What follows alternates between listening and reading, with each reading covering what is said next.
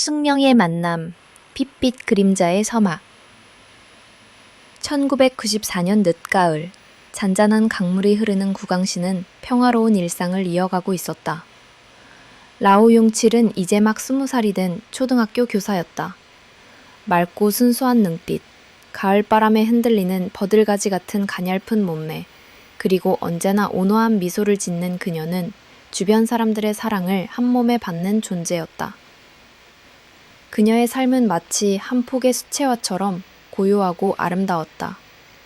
하지만 그의 한 번의 결혼식 참석이 그녀의 운명을 영원히 뒤틀어 놓을 것이라고는 아무도 예상하지 못했다. 그 결혼식 피로연에서 그녀는 팟찌잉을 만났다. 그는 그녀보다 10살이나 많았고 짙은 그림자가 드리워진 듯한 분위기를 풍겼다. 거친 얼굴에 깊게 파인 주름, 그리고 짐승처럼 날카롭게 빛나는 눈동자는 평범한 사람들 속에서 유독 이질적인 존재감을 드러냈다.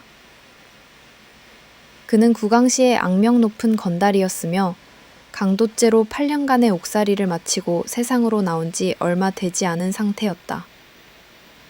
그 사실을 아는 사람들은 그를 피하기 바빴지만 라오용치는 달랐다. 그녀의 순진한 눈에는 그가 겪었던 고통과 어둠이 아닌 험난한 세상을 이겨낸 당인한 영웅의 모습으로 비춰졌다. 키로얀이 끝나고 밤이 깊어지자 팟찌잉은 오토바이에 라오용치를 태우고 집까지 데려다 주겠다고 했다. 차가운 밤 공기를 가르며 달리는 오토바이 위에서 그는 그녀에게 자신의 과거를 털어놓기 시작했다. 교도소의 차가운 철창, 그 속에서 벌어지는 생존을 위한 싸움, 그리고 자신을 억압하려던 세상에 대한 분노를 마치 무용담처럼 이야기했다. 다른 사람에게는 끔찍한 이야기일 뿐이었지만 라오용치는 그의 말 한마디 한마디에 매혹되었다. 그녀의 마음속 깊은 곳에 숨어있던 어두운 호기심이 깨어나는 순간이었다. 그녀는 마치 잔잔한 호수 속에 던져진 돌멩이처럼 그의 거칠고 위험한 매력에 온전히 빠져들었다. 팟찌잉은 그녀의 순수함 속에 감춰진 불안정한 욕망을 간파했다. 그는 그녀의 영웅심을 자극하고 자신을 오직 그녀만이 이해할 수 있는 특별한 존재로 포장했다.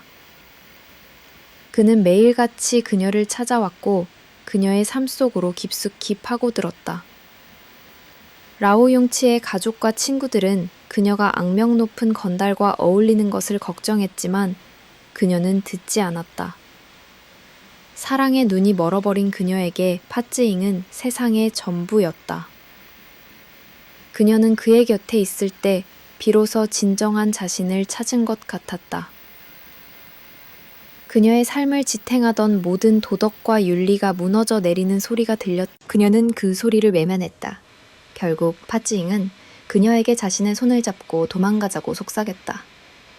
라오용치는 망설이지 않았다. 그녀는 교직을 떠나고 가족에게는 사업을 시작하겠다며 거짓말을 했다. 그렇게 그녀는 평화롭던 삶의 궤도를 완전히 이탈하여 핏빛으로 물든 그림자와 함께 어둠 속으로 걸어 들어갔다. 그것은 단순한 사랑의 도피가 아니었다. 그것은 그녀의 영혼이 악마에게 팔리는 순간이었고 앞으로 벌어질 끔찍한 비극의 서막이었다. 도시의 낯선 그림자, 타락의 시작, 1996년. 라오용치와 팟찌잉은 광동성 선전으로 도망쳤다. 라오용치는 가족들에게 친구와 함께 사업을 시작하러 간다고 거짓말을 했다.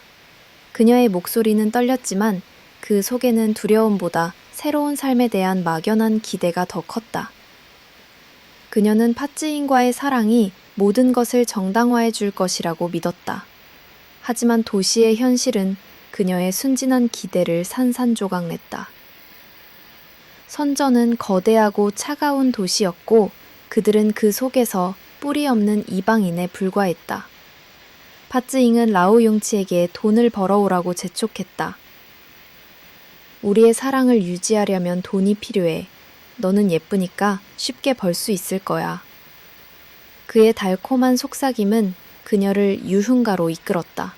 라오용치는 자신이 초등학교 교사였다는 사실을 숨긴 채 화려한 조명과 술 냄새로 가득한 바에서 접대부로 일하기 시작했다.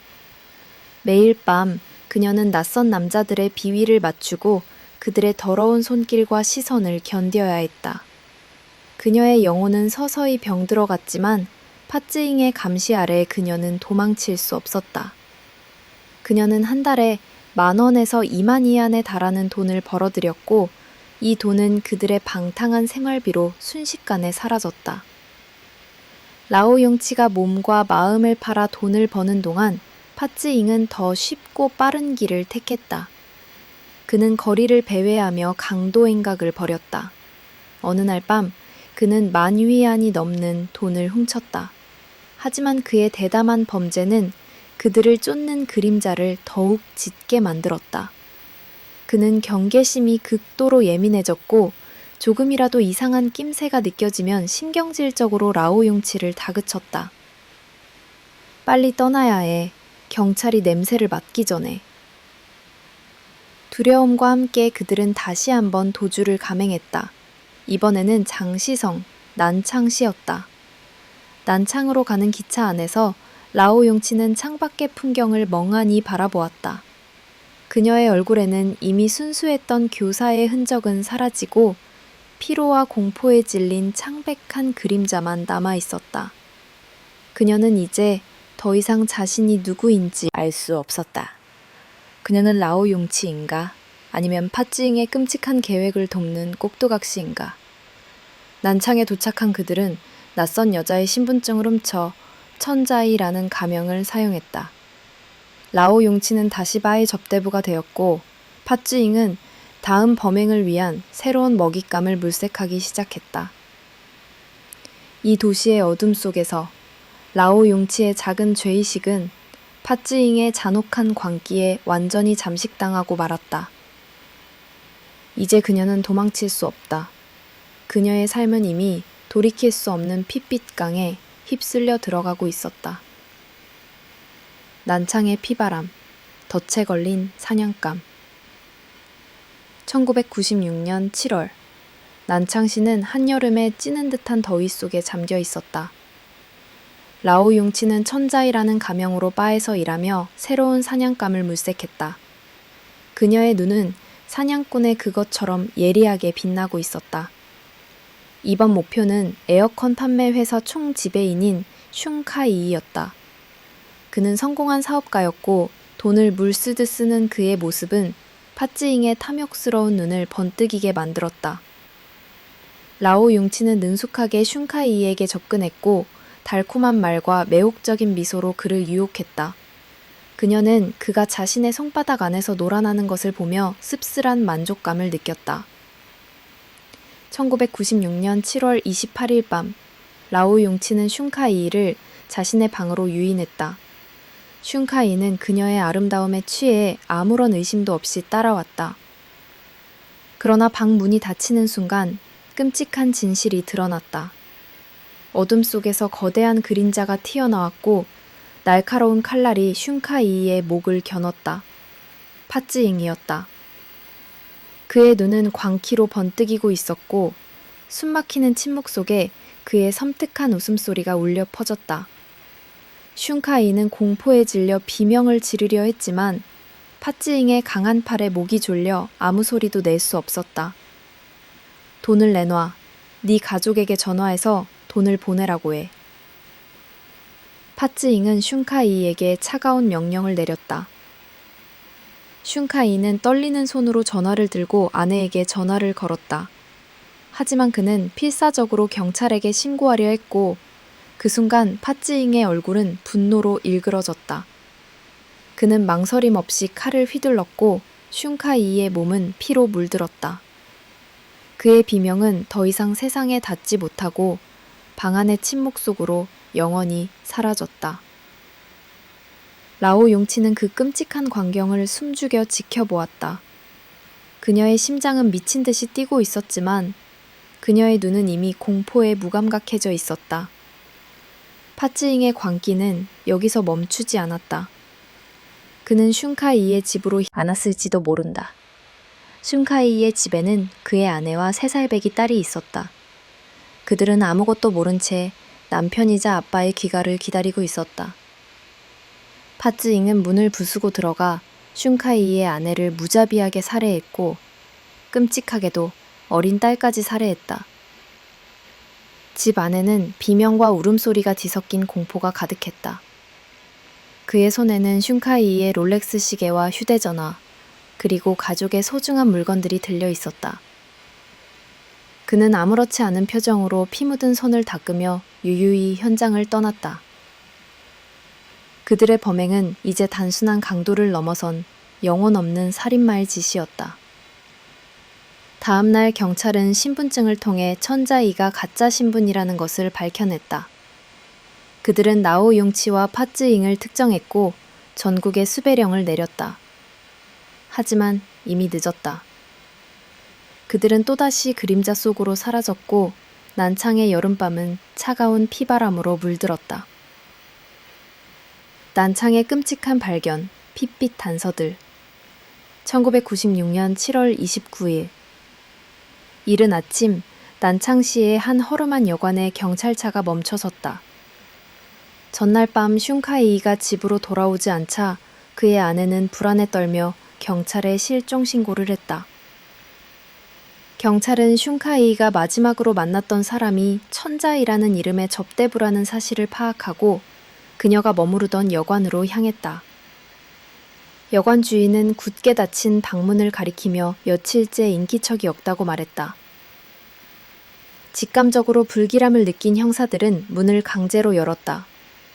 방 안으로 들어선 순간 그들은 숨막히는 악취에 코를 막아야 했다. 키키한 먼지 냄새와 함께 묘한 비린내가 코를 찔렀다. 방은 겉보기에는 깔끔했지만 침대 옆 한 구석에 놓인 커다란 마대자루가 형사들의 시선을 사로잡았다. 자루의 입구는 겹겹이 묶여 있었고 그 틈새로 검붉은 액체가 스며나와 바닥에 굳어 있었다. 형사 한 명이 조심스럽게 마대자루를 풀었다. 자루 안에서 드러난 것은 차마 눈 뜨고 볼 수 없는 끔찍한 광경이었다. 한 남성의 시신이 조각조각 해체되어 있었다. 얼굴은 알아볼 수 없게 훼손되었고 몸은 칼로 난도질당한 채 차가운 핏덩이가 되어 있었다. 그것은 인간의 짓이라고는 믿기 힘든 잔혹한 살해 방식이었다. 현장 감식반이 들이닥쳤고 방 안의 모든 것이 샅샅이 조사되었다. 바닥에 굳은 피, 가구에 남은 미세한 긁힘 자국, 그리고 벽에 박힌 칼자국까지 모든 것이 범인의 광기를 증명하고 있었다. 경찰은 훼손된 시신을 수습하여 부검을 의뢰했다. 부검 결과 범인이 극도의 분노와 증오 속에서 범행을 저질렀음을 시사했다. 방 안을 수색하던 형사들은 침대 밑에서 낡은 여행 가방 하나를 발견했다. 가방 안에는 여성용 옷가지와 함께 찢어진 신분증 사본이 들어있었다. 신분증에는 천자이라는 이름과 함께 한 여성의 사진이 붙어 있었다. 형사들은 여관 주인에게 받은 정보를 바탕으로 신분증 사본의 주인공을 추적했다. 하지만 추적 결과는 충격적이었다. 진짜 천자이는 범행 당시 선전에 있었으며 신분증은 몇 달 전 무도회장에서 도난당했다는 사실이 밝혀졌다. 범인들이 가짜 신분으로 활동하고 있음을 직감한 경찰은 수사망을 좁혔다. 그들은 주변 바와 술집을 탐문하며 천자이라는 가명을 썼던 여자를 기억하는 사람을 찾았다. 몇몇 증인들은 그녀가 항상 한 남자와 함께 다녔으며 그 남자는 구강시의 사투리를 썼다고 증언했다. 이 단서는 결정적인 돌파구를 마련했다. 난창시 경찰은 즉시 구강시 공안국에 협조를 요청했다. 공안국 데이터베이스를 뒤지던 수사관들은 한 쌍의 범죄자 기록을 발견했다. 바로 라오 용치와 파쯔잉이었다. 파쯔잉의 사진을 본 순간 난창시 형사들은 소름이 돋았다. 그의 눈은 그들이 현장에서 느꼈던 차가운 살기, 바로 그것이었다. 더욱 결정적인 증거가 발견되었다. 슌카이의 집에서 발견된 롤렉스 시계와 금목걸이 그리고 다른 귀중품들이 파찌잉의 누나 집 금고에서 압수된 것이다. 이는 범인들이 범행 직후 구강시로 돌아왔음을 의미했다. 1996년 8월 18일 경찰은 라오 용치와 파찌잉을 전국 지명수배 명단에 올렸다. 하지만 그들은 이미 거미줄처럼 얽힌 도시의 미로 속으로 사라진 귀였다. 그들은 도시의 낯선 그림자처럼 존재했고 세상은 그들이 저지른 끔찍한 범죄의 흔적만을 남긴 채 다음 희생자를 기다리는 그들의 잔혹한 발자취를 추적하고 있었다. 끝없는 도피, 그림자 속의 삶. 난창에서의 끔찍한 범행 이후 라오 용치와 파찌잉은 세상의 모든 빛을 등진 채 끝없는 도피 생활을 시작했다. 그들은 마치 살아있는 유령처럼 도시에서 도시로, 그림자에서 그림자로 끊임없이 이동했다. 원저우, 타이저우, 난징, 광저우, 마카오, 베이징, 항저우, 허페이 등 10여 개의 도시를 단 10여일 만에 옮겨다니며 경찰의 추적을 따돌렸다. 그들의 삶은 오직 공포와 긴장으로만 채워져 있었다. 라오 용치의 영혼은 이미 악몽에 시달리고 작은 소리에도 움찔거리는 병든 영혼이 되어 있었다. 파쯔잉은 그녀의 두려움을 교묘하게 이용했다. 그는 그녀에게 우리는 이제 한 배를 탄 운명이야. 내가 없으면 넌 아무것도 아니야. 라고 속삭였다. 그의 말은 그녀의 뇌리에 깊숙이 박혔고 그녀는 그가 없으면 살아갈 수 없다는 공포에 사로잡혔다. 그녀는 파쯔잉의 명령에 따라 계속해서 위조 신분증을 만들고 도시마다 다른 신분으로 위장하며 다음 범행을 위한 물색을 이어갔다. 도피 생활의 초라함과 긴장감은 그들의 정신을 더욱 피폐하게 만들었다. 그들은 언제나 가장 저렴한 여관이나 월세방을 전전하며 살았고 식사조차 제대로 하지 못했다. 파쯔잉은 돈이 떨어질 때마다 라오 용치를 닥달했다. 빨리 돈을 구해와. 아니면 네 가족에게 찾아갈 거야. 그의 협박은 그녀의 마지막 남은 이성마저 마비시켰다.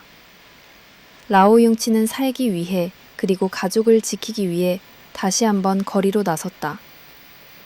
1997년 10월 그들은 저장성 원저우시에 도착했다. 돈이 떨어진 파쯔잉은 라오 용치에게 바에서 일하는 여성들을 유인하라고 지시했다. 그들은 돈이 많아 쉽고 깨끗하게 처리할 수 있을 거야. 라오 용치는 파쯔잉의 지시대로 바에서 일하는 2명의 여성을 유혹했다. 그녀는 그들에게 같이 사업을 하자며 접근했고 순진한 여성들은 그녀의 달콤한 거짓말에 속아 넘어갔다. 라오 용치는 그들을 외진 곳에 있는 모텔로 유인했고 잠복해 있던 파쯔잉은 2 여성의 목숨을 잔인하게 앗아갔다. 그들의 손에는 피 묻은 돈과 보석이 들려 있었지만 그들의 영혼은 이미 지옥에 갇힌 채였다. 이후에도 그들의 잔혹한 행각은 계속되었다. 1998년 장수성 창저우시에서 라오 용치는 한 남성을 유인했다. 그녀의 유혹에 넘어간 남성은 파쯔잉의 칼에 제압당했고 가족에게 전화해 돈을 요구하라는 협박을 받았다. 이 남성은 라오 용치와 파쯔잉이 저지른 수많은 범죄 중 유일하게 살아남은 생존자였다. 이 사건은 그들의 범행이 얼마나 치밀하고 계획적인지를 보여주는 동시에 그들의 잔혹성에 대한 경고이기도 했다. 그들은 이제 돈을 위해 살인도 서슴지 않는 인간의 탈을 쓴 괴물이 되어 있었다. 라오 용치는 이제 더 이상 파쯔잉의 희생자가 아니었다. 그녀는 공범이었다. 그녀는 그의 잔혹한 계획을 돕고 그의 손에 피를 묻히는 것을 거들며 자신 역시 어둠의 심연으로 깊숙이 빠져들었다. 그녀의 도피는 끝없는 절망의 미로였고 그 미로의 끝에는 오직 죽음만이 기다리고 있었다. 원저우의 피바람, 또 다른 희생양. 1997년 10월.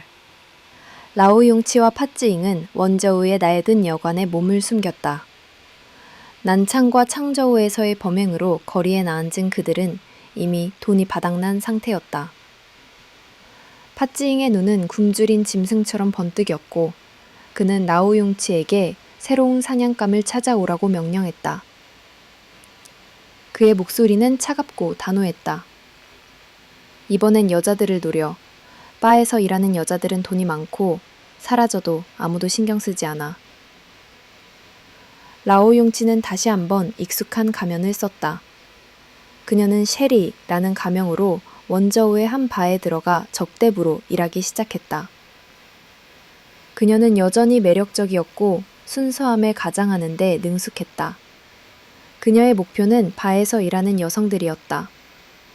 밤이 깊어질수록 그녀는 돈 많고 순진한 여성을 물색했다. 그녀는 자신이 겪은 고통을 팔아먹으며 동정심을 자극했다. 나도 당신처럼 힘든 일을 하고 있어요. 우리 같이 돈을 벌어봐요. 더 좋은 세상을 만들 수 있을 거예요.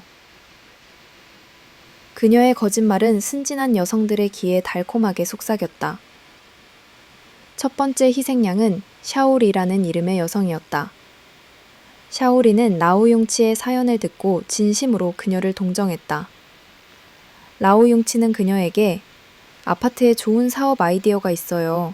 같이 가서 들어보실래요? 라고 속삭였다. 샤오리는 아무런 의심 없이 그녀를 따라갔고 그녀가 들어선 곳은 지옥의 입구였다. 아파트 안에는 팥즈잉이 기다리고 있었다. 그의 손에는 이미 피를 묻힌 흉기가 들려 있었다. 샤오리는 공포에 질려 비명을 질렀지만 그녀의 비명은 이미 도시의 소음에 묻혀버렸다. 팥즈잉은 샤오리를 결박하고 돈을 요구했다. 그녀가 가진 돈을 모두 빼앗은 후 그는 잔혹하게 그녀의 목숨을 앗아갔다. 하지만 그들의 탐욕은 여기서 멈추지 않았다. 라오용치는 곧바로 두 번째 희생양인 샤오팡에게 접근했다. 샤오팡은 동료가 사라진 것을 눈치채고 불안해했지만 라오용치의 능숙한 거짓말에 속아 넘어갔다. 라오용치는 샤오리가 좋은 일자리를 구했어요. 우리도 같이 가서 돈 벌어요. 라고 말했다. 샤오팡은 그녀의 말을 믿었고 라오용치는 그녀를 같은 아파트로 유인했다. 샤오팡이 문을 열고 들어선 순간 그녀는 피 묻은 바닥과 끔찍하게 훼손된 샤오리의 시신을 발견했다. 그녀는 비명을 지르며 도망치려 했지만 팥즈잉의 거대한 손이 그녀의 입을 틀어막았다.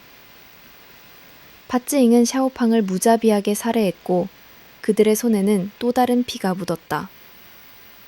그날 밤 원저우의 밤은 라오용치와 팥즈잉은 시체를 유기하고 훔친 돈과 귀금속을 챙겨 유유히 도시를 떠났다. 그들의 얼굴에는 이제 더 이상 죄책감이나 두려움의 흔적이 보이지 않았다. 그들은 인간의 감정을 잃어버린 채 오직 탐욕과 살인에 중독된 괴물로 변해 있었다. 그들이 남긴 것은 두 여성의 끔찍한 시신과 도시를 덮은 차가운 공포뿐이었다. 그들의 도피는 이제 끝없는 살인의 연쇄로 이어지고 있었다. 창저우의 덫, 생존자의 고백. 1998년 원저우에서의 핏빛 흔적을 뒤로한 채 라오용치와 팥즈잉은 장수성 창저우 시로 숨어들었다. 이번에는 이전과 다른 방식으로 범행을 계획했다. 팥즈잉은 이번엔 살려두자. 돈만 있으면 돼. 시체 처리는 귀찮거든. 이라고 말했다. 그의 말에 라오용치는 일말의 안도감을 느꼈다. 어쩌면 그에게 아직 인간적인 감정이 남아있는지도 모른다고 생각했다. 하지만 그녀는 몰랐다. 이것이 더 큰 공포의 시작이라는 것을. 라오용치는 바의 접대부로 위장하여 새로운 먹잇감을 물색했다. 그녀의 눈에 들어온 사람은 류씨라는 중년의 사업가였다. 그는 재력가였지만 동시에 외로움을 많이 타는 순진한 사람이었다. 라오 융치는 그에게 저도 사업을 시작하고 싶은데 선배님께 조언을 구하고 싶어요. 라고 접근했다. 그녀의 순수한 눈빛과 진심 어린 태도에 류 씨는 그녀를 믿었고 두 사람은 급격히 가까워졌다. 라오 융치는 류 씨를 자신이 머무는 낡은 아파트로 유인했다. 밤 11시, 류 씨는 라오 융치와 함께 아파트 문을 열고 들어섰다. 그는 그녀와 둘만의 시간을 보낼 기대에 구틀어 있었다. 그러나 문이 닫히는 순간 어둠 속에서 거대한 그림자가 튀어나왔다. 파쯔잉은 이미 문 뒤에 숨어 있었다. 그는 류 씨의 목을 팔로 감아 질식시켰고 날카로운 칼로 그의 옆구리를 찔렀다. 류 씨는 비명을 지르며 바닥에 쓰러졌지만 파쯔잉은 그를 잔인하게 짓밟았다. 이봐, 소리 지르지 마. 아니면 다음엔 네 목을 찌를 테니까. 파쯔잉의 목소리는 섬뜩하리만치 차분했다. 라오 융치는 차가운 눈으로 이 모든 광경을 지켜보았다. 그녀의 손에는 미리 준비된 밧줄이 들려 있었다. 그녀는 파쯔잉의 지시에 따라 류 씨의 사지를 묶었다. 류 씨는 피를 흘리며 그녀를 올려다보았다. 왜 이러는 겁니까? 그의 눈빛에는 배신감과 공포가 뒤섞여 있었다. 라오 융치는 아무 말도 하지 않았다. 그녀의 얼굴은 차가운 가면처럼 무표정했다. 파쯔잉은 류 씨에게 한 푼이라도 빠지면 네 목숨은 끝장이야. 류 씨는 떨리는 손으로 아내에게 전화를 걸었고 전화기 너머로 자신의 비명소리와 파쯔잉의 잔혹한 협박을 전달했다. 그의 아내는 남편의 목숨을 살리기 위해 경찰에 신고하지 않고 돈을 준비했다. 다음날 새벽 아내에게서 돈을 받은 파쯔잉은 류 씨를 바닥에 내버려 둔 채 라오 융치와 함께 유유히 아파트를 떠났다. 류 씨는 며칠 동안이나 결박된 채 방치되어 있었다. 그는 고통스러운 몸을 겨우 움직여 가까스로 탈출했고 병원으로 실려가 목숨을 건졌다. 그는 병원에서 경찰에게 자신이 겪은 끔찍한 일을 모두 털어놓았다. 그 여자는 마치 인형 같았어요. 아무런 감정도 없었죠. 그게 더 무서웠습니다. 류 씨의 증언은 라오 융치가 단순한 희생자가 아닌 파쯔잉의 범죄를 도운 잔인한 공범이라는 사실을 명확히 보여주었다. 이 사건은 그들의 범죄 행각 중 유일하게 생존자가 남은 사건이었다. 류 씨의 고백은 라오 융치와 파쯔잉의 잔혹함을 세상에 알리는 결정적인 증거가 되었다. 하지만 그들은 이미 흔적도 없이 사라진 뒤였고 류 씨의 기억 속에 남은 끔찍한 악몽은 그들의 다음 범행을 예고하고 있었다. 허페이의 지옥, 쇠창살 속의 희생. 1999년 6월 말, 라오 융치와 파쯔잉은 허페이시에 도착했다. 그들은 낡은 아파트를 임대하고 본격적인 범행 준비에 착수했다. 파쯔잉은 이번에도 함정을 만들 계획이었다. 그는 미리 준비한 쇠창살을 가져와 아파트 한 구석에 작은 우리를 만들었다. 쇠창살이 부딪히는 둔탁한 소리는 마치 지옥문이 열리는 소리처럼 섬뜩하게 울려 퍼졌다. 라오 융치는 그 끔찍한 우리를 보며 몸을 떨었지만 이미 그녀의 영혼은 공포와 체념으로 마비된 상태였다. 라오 융치는 이번에도 가짜 신분으로 위장했다. 선닝추라는 가명을 사용하며 바의 접대부로 일하기 시작했다. 그녀의 목표는 돈을 아낌없이 쓰는 호스트인 인젠화 사장이었다. 인젠화는 자신의 재력을 과시하며 라오 융치에게 끊임없이 호감을 표시했다. 라오 융치는 그의 탐욕스러운 눈빛을 이용해 그를 자신의 덫으로 유인했다. 그녀는 그에게 우리 집에서 조용히 술 한잔 하실래요? 라고 속삭였다. 인젠화는 그녀의 달콤한 제안에 속아 넘어갔고 그것이 자신의 마지막 밤이 될 줄은 꿈에도 몰랐다. 1999년 7월 22일 밤, 인젠화는 라오 용치와 함께 아파트 문을 열고 들어섰다. 그는 그녀의 아름다움에 튀어나왔다. 팥지잉이었다. 그의 손에는 섬뜩한 칼이 들려 있었고 그의 눈은 광기로 번뜩였다. 인젠화는 저항하려 했지만 이미 늦었다. 팥지잉은 그를 무자비하게 제압하고 준비해놓은 쇠창살 우리 안으로 그를 밀어넣었다. 인젠화는 공포에 질려 비명을 질렀지만 그의 비명은 쇠창살에 갇힌 채 힘없이 메아리쳤다. 팥지잉은 인젠화에게 30만 위안을 요구했다. 당장 가족에게 전화해서 돈을 보내라고 해. 아니면 네 목숨은 이 우리 안에서 끝장날 거야. 인젠화는 떨리는 목소리로 가족에게 전화했지만 그의 가족들은 그의 말을 믿지 않았다. 그들은 그저 장난 전화라고 생각했다. 이에 격분한 팥지잉은 인젠화에게 자신의 힘을 보여주기로 결심했다. 그는 근처에 사는 목수 루중밍을 불러 창문을 수리해달라고 부탁했다. 아무것도 모르는 루중밍은 순진하게 아파트 안으로 들어섰다. 그는 거실에 있는 쇠창살 우리 안에 갇힌 인젠화를 보고 깜짝 놀랐다. 루중밍은 비명을 지르며 도망치려 했지만 이미 늦었다. 팥지잉은 그의 등 뒤로 달려들어 칼을 휘둘렀고 루중밍은 비명 한 번 지르지 못하고 쓰러졌다. 그의 몸은 순식간에 피로 물들었고 그의 눈은 공포에 질린 채 굳어버렸다. 팥지잉은 피 묻은 손으로 인젠화에게 말했다. 봤지? 내 말은 장난이 아니야. 인젠화는 공포에 질려 덜덜 떨었다. 그는 가족에게 보내는 편지를 쓰며 돈을 준비하겠다고 약속했다.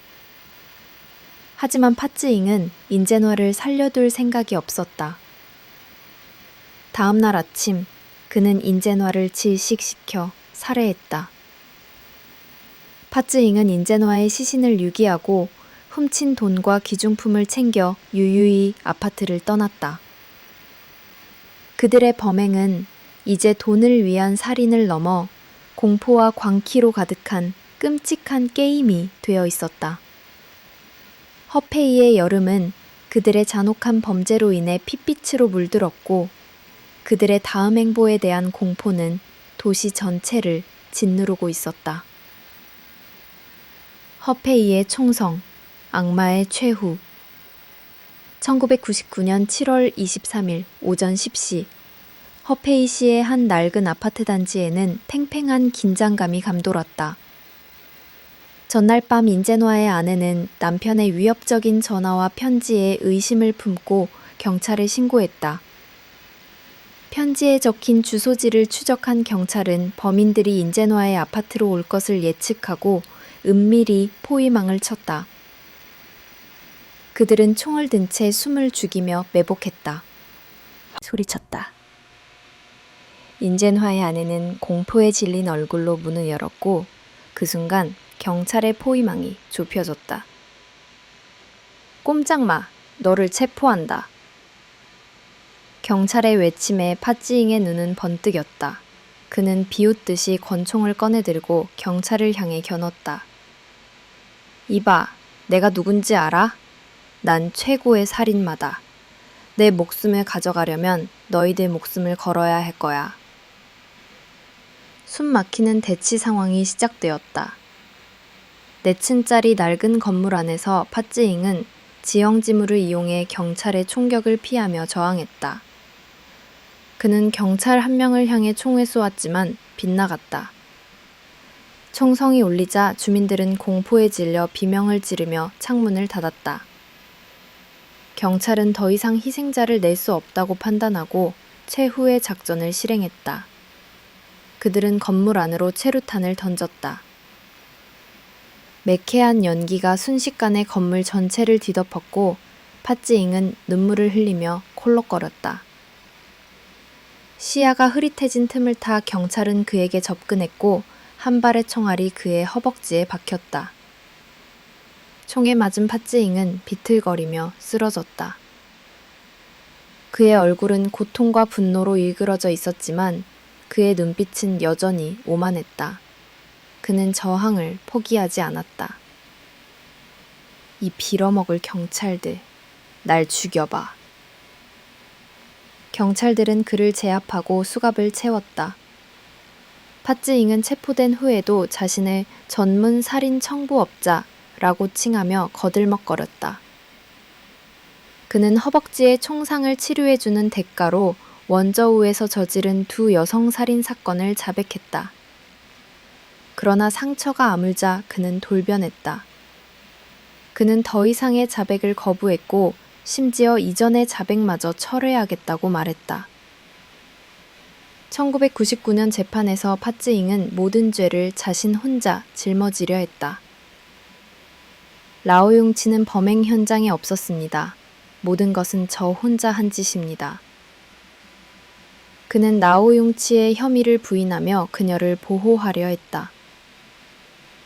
1999년 11월 18일 팥지잉은 유괴, 고의적 살인, 강도 혐의로 사형을 선고받았다. 그리고 1999년 12월 28일 형장으로 끌려가기 전 그는 변호사에게 마지막 질문을 던졌다. 라오용치는 잡혔습니까? 아직입니다. 변호사의 대답에 팥지잉은 묘한 웃음을 지었다. 그의 웃음은 마치 모든 것을 비웃는 듯 차갑고 잔인했다. 그는 총상으로 다리를 절뚝거렸지만 그의 영혼은 여전히 오만하고 굳건했다. 그 순간 허페이의 총상은 멈추었지만 라오 과거도 없는 존재가 되었다. 경찰은 그녀를 잡기 위해 수많은 인력을 투입했지만 그녀는 그림자처럼 흔적을 남기지 않았다. 그녀는 셰리라는 가명으로 살며 바, 노래방 등에서 짧은 기간 동안 일하며 돈을 벌었다. 그녀의 삶은 고독과 끊임없는 불안의 연속이었다. 그녀는 매일 밤 악몽에 시달렸지만 그녀의 얼굴에는 항상 가면이 씌워져 있었다. 그 가면은 그녀의 과거를 감추고 새로운 사람들을 유혹하는 도구였다. 2019년, 2000년의 시간이 흐른 뒤였다. 과학기술의 발전은 그녀의 마지막 은신처를 밝혀냈다. 중국 공안국은 범죄자 온라인 추적 작전을 통해 라오 융치의 가족 DNA를 전국 데이터베이스에 등록했다. 그리고 2019년 11월 27일 푸젠성 샤먼시에서 그녀의 DNA와 일치하는 인물이 발견되었다. 라오 융치는 샤먼시의 한 쇼핑몰에서 시계를 판매하는 직원으로 일하고 있었다. 그녀의 얼굴은 20년 전의 아름다움은 희미해졌지만 여전히 사람들의 시선을 사로잡는 매력이 남아있었다. 그녀는 웃었고 사람들은 그녀가 평범한 여성이라고 생각했다.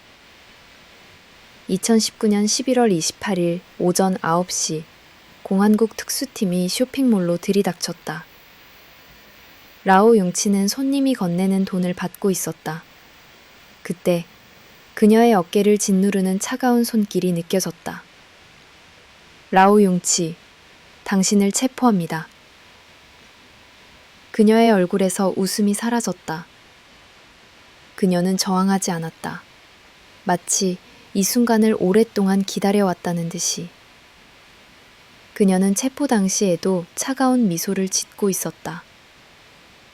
그녀의 미소는 마치 나는 너희들이 생각하는 그런 사람이 아니야 라고 말하는 듯했다. 신문이 시작되었다. 라오 융치는 처음에는 순순히 모든 것을 자백했다.